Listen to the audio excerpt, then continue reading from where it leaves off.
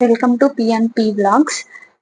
ఇదైతే ఓలిగా రెసిపీ. చాలామంది భక్షాలు, పోలేలు, బొబ్బట్లు ఇలా అంటారు. ఫస్ట్ అయితే ఒక కప్ ఆఫ్ ఓలిగ రవ్వ తీసుకొని, హాఫ్ కప్ ఆఫ్ మైదా తీసుకోవాలి. కొంచెం ఆ తర్వాత కొద్దిగా అయితే ఆయిల్ వేసేసి బాగా కలుపుకొని, కొంచెం కొంచెం వాటర్ వేసేసుకొని కొద్ది కొద్దిగా వాటర్ వేసుకుంటూ కలపాలి. బాగా చపాతీ పిండిలాగా కలుపుకోవాలి.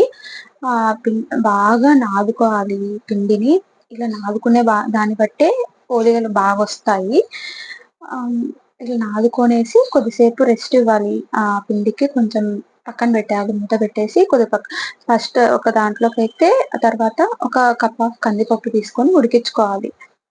ఇదైతే పక్కన ఉడికించుకుంటున్నాను నేను. ఎందుకంటే కుక్కర్‌లోకేస్తే చాలా మెత్తగా అయిపోతాయి.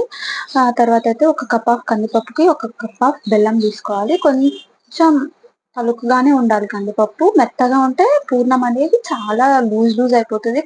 ఓలీలైతే సరిగ్గా రావు.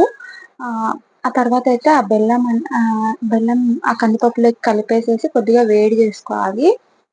బాగా వేడి చేసేసుకొని పక్కన పెట్టేసుకొని పక్కన పెట్టుకోవాలి. ఆ తర్వాతయితే మిక్సీ జార్‌లోకేసేసి మిక్సీ పట్టేసుకోవడమే. ఇలా మిక్సీ నున్నగా పట్టుకోవాలి పూర్ణం అనేది. 2 యాలకులేసేసి పెట్టేసుకుంటే సరిపోతుంది. ఇలా నున్నగా పట్టుకోవాలి పూర్ణము. తర్వాత రెస్ట్ ఇచ్చాం కదా పిండికి, బాగా నాదుకొని కొంచెమే పిండి తీసుకోవాలి. కొంచెం పిండి, ఎక్కువ పూర్ణం ఉంటే టేస్ట్‌గా ఉంటాయి ఓలిగలనేటివి. పెట్టేసి దాంట్లో ఇట్లా చూపించిన విధంగా హోల్ చేసుకోవాలి ఫస్ట్. అట్లా హోల్ చేసుకొని కొద్దిగా అలా చేత్తో ప్రెస్ చేయాలి ఫస్ట్ అయితే. కొంచెం చేత్తో ప్రెస్ చేసేసి ఓలిగా కవర్ మీద ప్రెస్ చేసుకొని, కొద్దిగా ఆయిల్ అయితే ఏసేసుకొని కొంచెం అట్లా ప్రెస్ చేసుకోవాలి. ప్రెస్ చేసుకున్న తర్వాతయితే కొంచెం ఆ ఒక కవర్ తీసుకొని, ప్లాస్టిక్ కవర్ అని అట్లా ఏదైనా తీసుకొని నీట్‌గా రొట్టెలాగా మొత్తం అంతా స్ప్రెడ్ చేసేసుకోవాలి. తర్వాతయితే కవర్ తీసేసేసి డైరెక్ట్‌గా పెనం మీద వేసేయడమే. నీట్‌గా తీసుకోవాలి అదైతే. ఏదైనా కొద్దిగా తేడా వచ్చినా పోతాయి ఓలిగలనేటివి.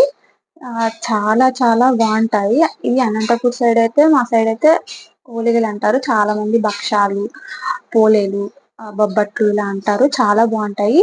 ఓకే, అందరికి బాయ్.